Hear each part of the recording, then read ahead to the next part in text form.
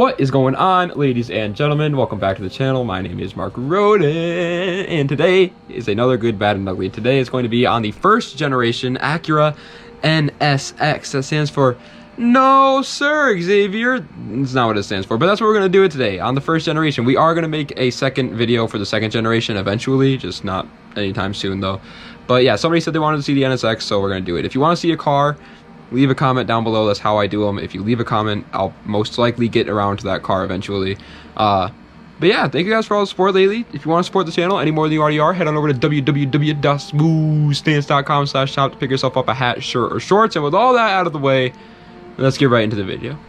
Okay, so the Acura NSX, or the Honda NSX if you live somewhere cool, has now actually gone through 2 generations, but today we will only be talking about the first generation only, and it's super freaking cool.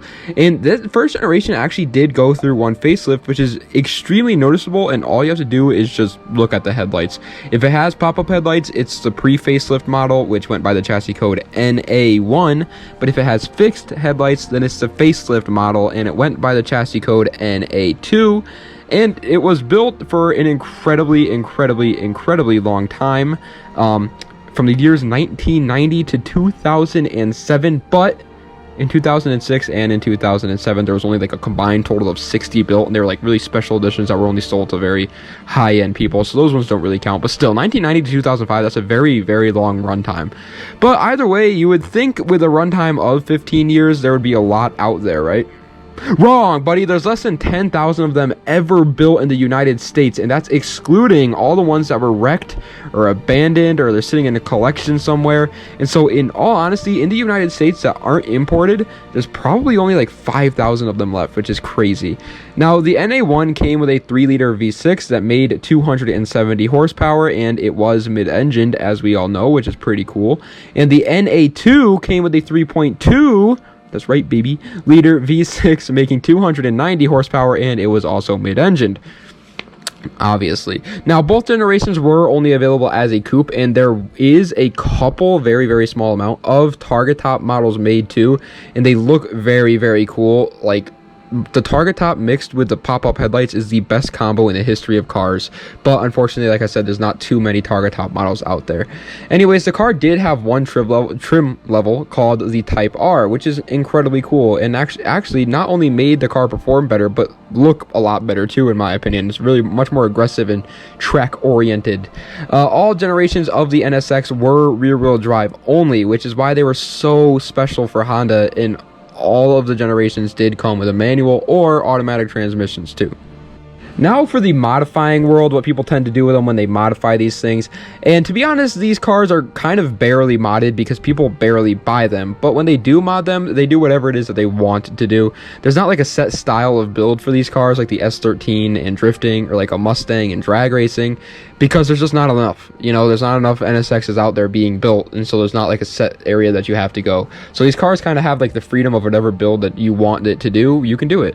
You will see your fair share of show builds, your fair share of drag builds, but the most frequent one, in my opinion, is probably track builds, because these cars handled like an actual supercar, which makes sense because that's what Honda made the car for, and they freaking succeeded at that.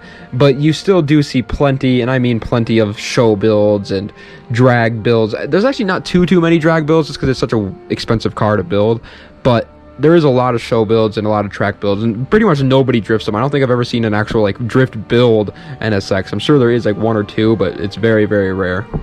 But now it's time for the good, the bad, and the ugly. We're going to start with the good, and the first thing is the looks.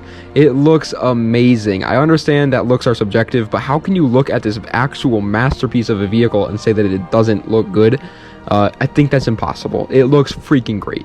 Next is a performance, especially for its time, bro. This car is so good. It's stock, bone stock. It handles like a Ferrari from its time, which is, in case you don't know, is an amazing feat for Honda. That's the same company that makes the freaking Honda Civic, okay?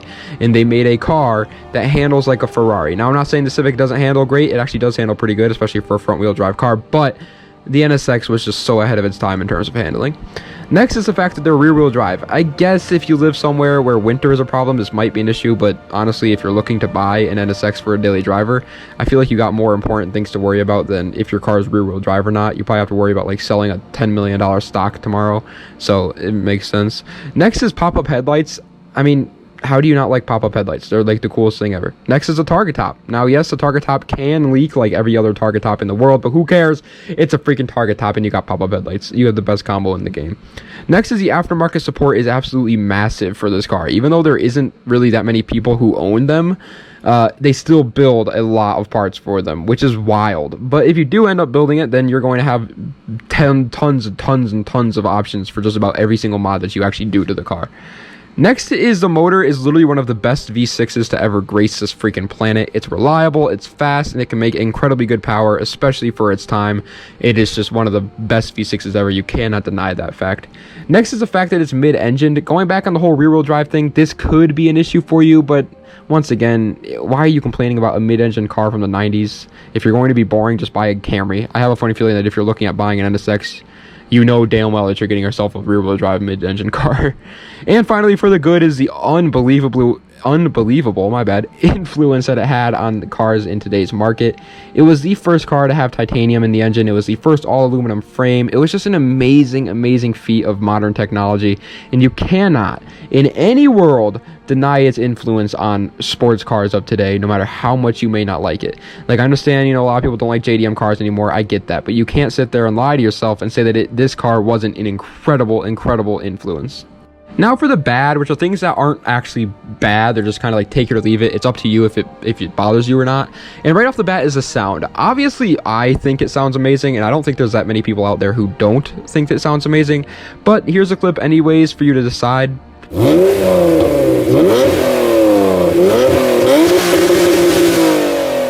Next is the reliability. It's a pretty old car, man, that was built to go fast. It's not going to be a damn Prius. It's not going to get you to point A and point B reliably. Once again, though, if you expect a reliable car when buying an NSX, you need to really rethink your freaking life choices, because that's just not what they were built for. Next is the cup holders. They're not that great, but I mean, once again, I've said it like 5 times, but I'm going to say it again. It's a freaking sports car from the 90s. What did you expect? Next is the evap system apparently has some problems. There's lots of check engine lights due to that, which, I mean, oh no, my evap system in my NSX has a problem. It really isn't that big of a deal, but if you really care about having it like perfect, then it does have evap system problems. Next is the ABS system can leak brake fluid. This one is an actual problem that could get annoying, and once actually have a potential to be very bad. But once again, it's nowhere near as bad as you would think for like a 90s experiment of a sports car, so I didn't put it in the ugly. Next is the automatic transmission sucks. Yes, I know, it's shocking. A 90s sports car has automatic transmission problems. Just get a manual. If you're going to buy an NSX, just get the manual one. Or swap it if you don't want to get a manual, because obviously the automatics are a lot cheaper. You'll thank me later, though. The automatics are not the way to go for this car. And finally, for the bad is the price. I understand these cars are a massive enthusiast car at this point, and pretty much everybody out there wants one, but they're just a little bit too expensive for most of us. They're actually way too expensive for the majority of us. It makes sense, and I don't think that the prices should come down because it is an enthusiast car. It has high demand with very low supply. It makes sense. The prices are fair, but it just sucks knowing that if you really do want one, you will have to spend like the same price as like a new BMW M3 on it. Now for the ugly, which are things that are an actual problem about the car, and there's only one for the NSX because this car is just that good, and it is the fact that they are hard to drive. I mean, pretty much everything about them is pretty difficult to drive. They have insane blind spots. They're low to the ground. They're mid-engine and rear-wheel drive, which can cause for snap oversteer. They have very small windows with a pretty tight interior too. If you're a tall boy, you might not be too comfortable in the interior. Driving this thing, you know that you're driving a borderline supercar, which if you are a big old baby, I guess it could turn you off on it, but personally I couldn't care less. I think it makes it even cooler. Like, it's a risk to drive it. Like, you got to be a man to drive this car, and I like that. So, do I, Mark Roden, think that you should buy a first-gen NSX? Well, I have zero clue why you are watching my video if you have the money to buy an NSX, but if you are, then yeah, man, go for it.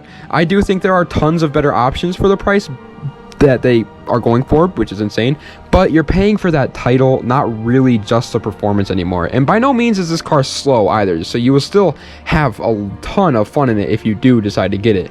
I'm just saying that it's not as fast as like a Hellcat M3 or a GTR R35, which can all be had for around the same price as an NSX.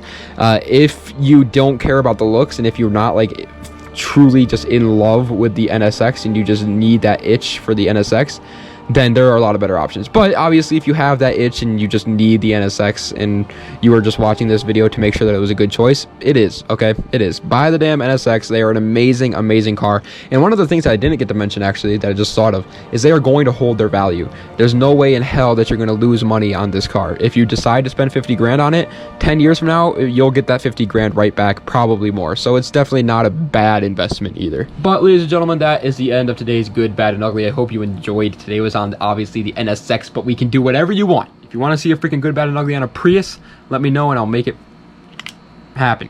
All right, I'll make it happen. Thank you guys so much for all the support recently. We are at 22,000 subscribers. You guys are blowing my freaking mind with the amount of subscribers. It actually blows me away. Pretty soon I have a big update, but I don't want to say it until it actually happens. I don't want to tease anything, but just know that you're going to be seeing a lot more of this Mark Roden face pretty soon. Yeah. Yeah. You're going to be seeing a lot more of this beard, son. This little patchy, terrible beard because I can't grow one. You're going to be seeing a lot more of that. So I hope you guys are excited. Thank you guys so much for watching. Let me know another car you want to see next week. Das Vidania. Have a nice night.